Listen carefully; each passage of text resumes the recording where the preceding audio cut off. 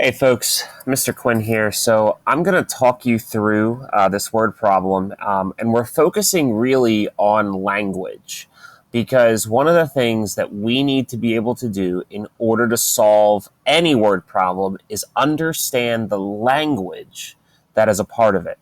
So this says that Leo has $4,522.08 in his bank account. He deposits another $875.50 and then withdraws $300 in cash. How much is left in his account? So as I read this, right away, I notice three key pieces of information. So I'm going to do some annotating as we go through just to make sure that we're on the same page. So one of the things I notice right away is that Leo has this much money right now. That is an important piece of information because that is where I am starting. And that starting piece is really, really critical. The next piece of information I see is in the next sentence. It says that he deposits another $875.50.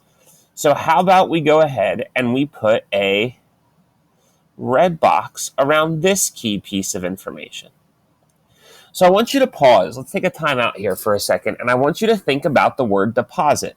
This might not be a word that you've personally used before, but maybe it's a word that you've heard somebody else, maybe a parent, a family member, a friend, talk about depositing money or depositing other things. If you deposit something, it means you are putting something in to whatever it is we're talking about. In this case, we are talking about depositing as putting money into our bank account. So if you put money into your piggy bank, for example, that means you're going to have more money. So when we think about the word more, should we be thinking about adding or subtracting? I want you to take a second to think about it. Hopefully, you thought about adding. So let's start there. If we have this problem and we have $4,522.08, and I am doing some addition, I need to do something really, really critical first, and we've been practicing it for a week now. I need to line up my decimal point. So I'm going to line up my decimal point first. That's the first thing that I like to draw. And I'm going to fill in everything else from there. I see that I have a 5 and a 0 to the right of my decimal point in my tenths and my hundredths place. And then I have a 5 in my ones place as well, a 7 in my tens, and an 8 in my hundreds. And if you remember, we talked about depositing, which means we are going to be adding for step one. So I want you to take a second and I want you to write this down. I'll wait.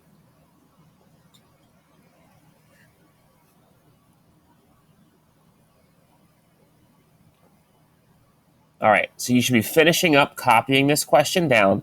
Now we're going to take some time to solve, and we can solve this together. So as my video is talking, I want you to solve this problem. So really easy to start off. 8 plus 0. We get 8. 0 plus 5.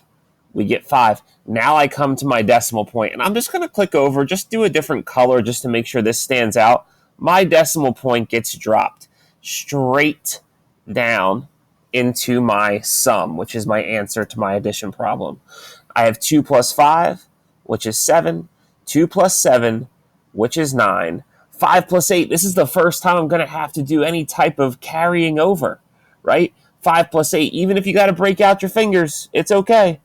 But I'm going to count up. I go 9, 10, 11, 12, 13. I write my 3, I carry my 1, and I have 1 plus 4, which is 5. Add my 1, 2, 3, comma, and my dollar sign. Because remember, we're talking about Leo's money here. $5,397.58. So, are we done? Or is there still another piece of information that I need to think about? If you remember, I said that there were three things that stood out to me in this problem. Where I started, which in this case, right here, what Leo has, his deposit into his account, and now I have this additional sentence or this additional phrase that's a part of my problem. And I'm going to do another rectangle here. It says, then he withdraws $300. Well, we've already learned that deposit means that we're putting something in. What do you think withdrawal means? I'll give you a hint, and I'll use a good language arts word here.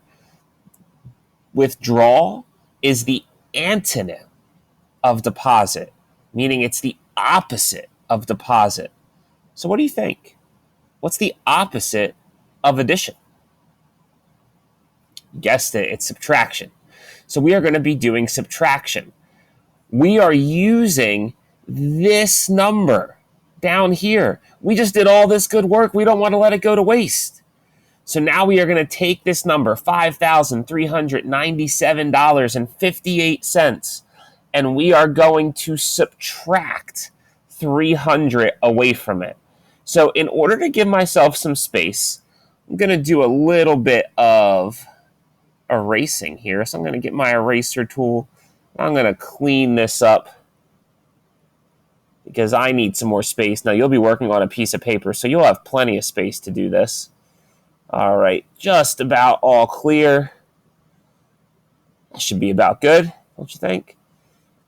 All right, so I'm going to get my pen tool, and I'm going to rewrite my number that I started with, which was $5,397.58.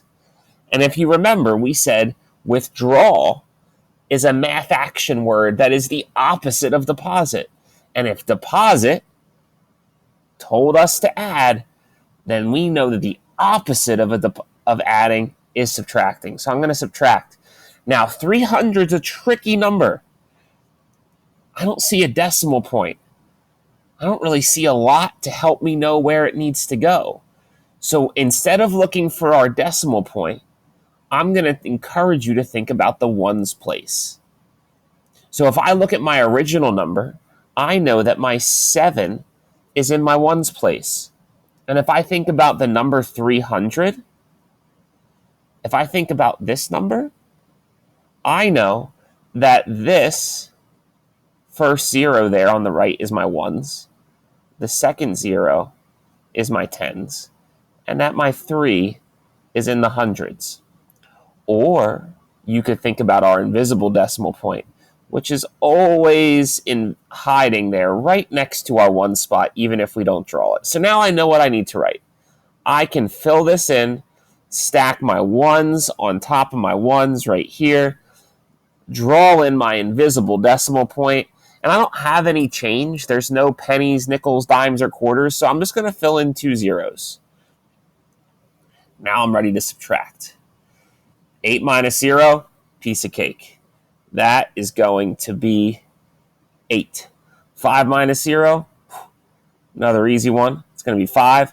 Drop my decimal point straight down. 7 minus 0, man, I gave you guys an easy problem. 9 minus 0 is 9. 3 minus 3 is 0. And hopefully, and this is really important because I don't think Leo would be very happy if we forgot about this. We can't forget to bring that 5 down. That 5 is $5,000. Leo would not be happy if $5,000 went missing out of his bank account.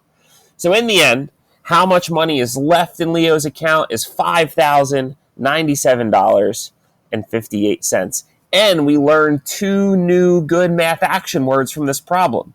We know that deposit means that we're adding something into our account, and withdrawal means that we are taking something away from our account. And as we go through these next couple of days and the rest of this school year, we're going to learn about a lot of math action words to help us solve different types of word problems. You guys did a great job with this one, and I hope you guys really learned something from following along with me.